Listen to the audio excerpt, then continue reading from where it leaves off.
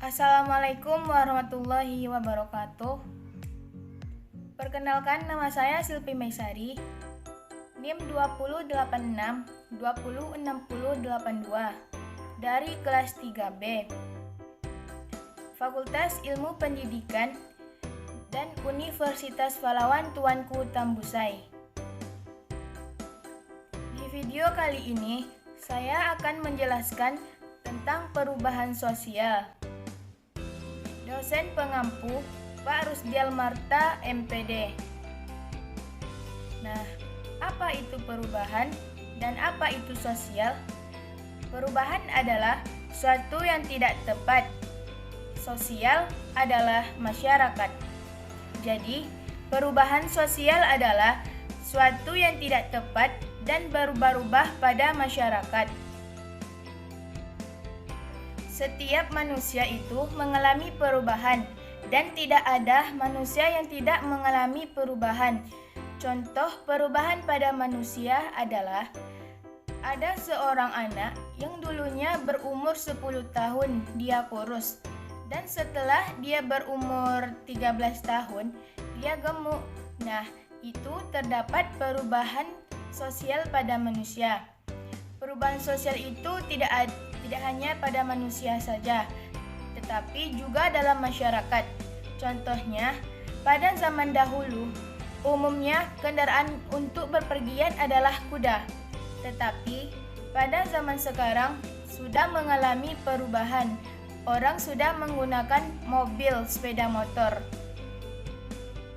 Nah, rumah zaman dulu sangat sederhana yang terbuat dari anyaman bambu dan atap daun kering. Namun sekarang, rumah-rumah dibangun dari bahan campuran semen dan pasir yang kokoh dengan model beraneka ragam. Menurut Kingsley Davis, perubahan sosial adalah perubahan yang terjadi pada struktur dan fungsi suatu masyarakat. Yang dimaksud dengan struktur adalah yang terjadi yang tersusun oleh masyarakat. Contohnya, dulu presiden kita adalah Bapak Susilo Bambang Yudhoyono dan sekarang sudah berganti dengan Bapak Joko Widodo. Itu yang disebut dengan struktur.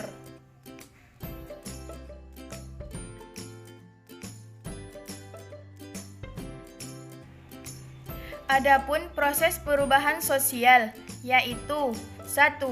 Penyesuaian masyarakat terhadap perubahan. Dalam masyarakat, keseimbangan merupakan suatu hal yang menjadikan harapan dan tujuan bersama.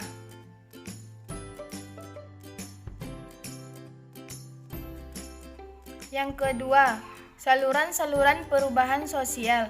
Saluran yang dilalui oleh suatu proses perubahan dalam masyarakat yang pada umumnya lembaga-lembaga kemasyarakatan dalam bidang pemerintah, ekonomi, pendidikan, agama, dan lain-lainnya.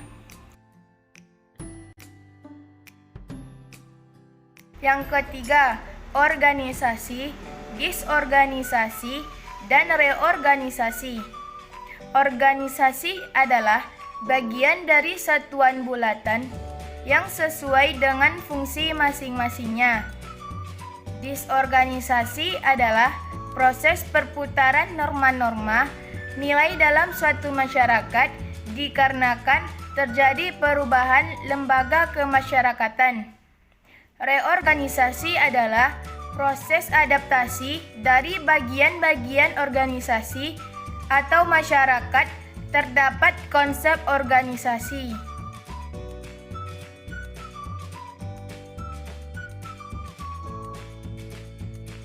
Faktor yang mempengaruhi perubahan.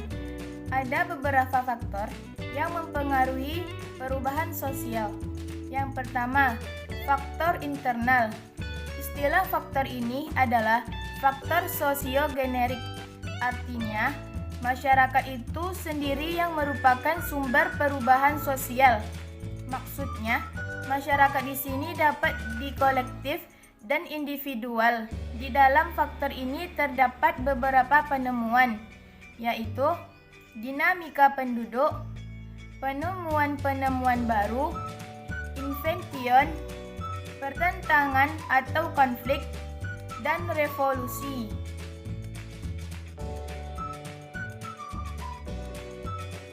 Yang kedua, faktor eksternal.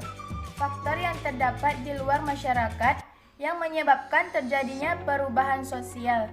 Faktor eksternal ini terbagi dua. Yang pertama, faktor lingkungan alam, dan yang kedua, peperangan. Faktor yang ketiga adalah faktor pendorong. Satu, kemajuan sistem pendidikan. Kedua, orientasi pada masa depan. Dan yang ketiga, toleransi terhadap perilaku baru dan keterbukaan lapisan.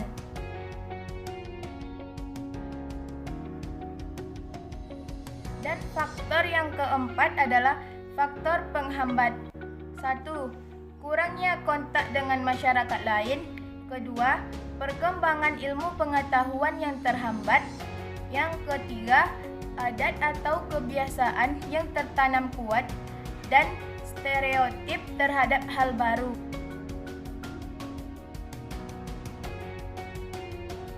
Adapun bentuk-bentuk perubahan sosial. Bentuk-bentuk perubahan sosial ini terbagi tiga. Yang pertama, perubahan lambat dan perubahan cepat. Perubahan sosial secara lambat contohnya yaitu perubahan alat komunikasi maupun sistem transportasi. Perubahan secara lambat misalnya pada zaman dulu kita menggunakan minyak tanah dan sekarang kita menggunakan gas LPG.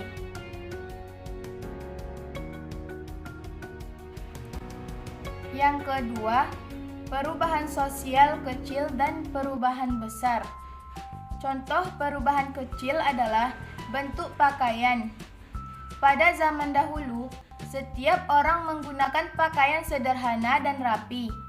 Setelah melihat perkembangan zaman, banyak yang meniru pakaian luar negeri.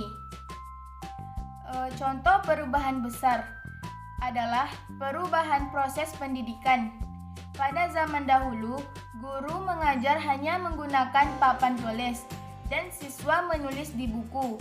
Setelah perkembangan zaman, guru mengajar dengan menggunakan komputer dan siswa dapat memfoto tugas di HP.